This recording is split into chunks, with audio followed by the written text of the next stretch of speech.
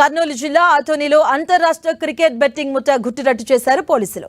9 మంది betting రాయిలను arrest చేసిన పోలీసులు బెట్టింగ్ రాయిల నుంచి భారీగా నగదును స్వాధీనం చేసుకున్నారు.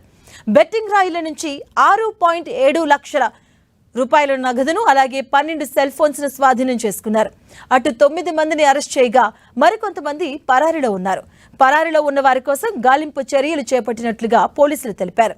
వీరంతా నెల్లూరు, ప్రకాశం, బెంగళూరు, గోవా ప్రాంతాలకు చెందిన వారిగా ప్రాథమికంగా గుర్తించారు పోలీసులు. ఐపీఎల్ సీజన్ నేపథ్యంలో బెట్టింగ్ మాయలో పడిన యువత జీవితాలు నాశనం చేసుకోవద్దని సీఐ రాజశేఖర్ రెడ్డి సూచించారు.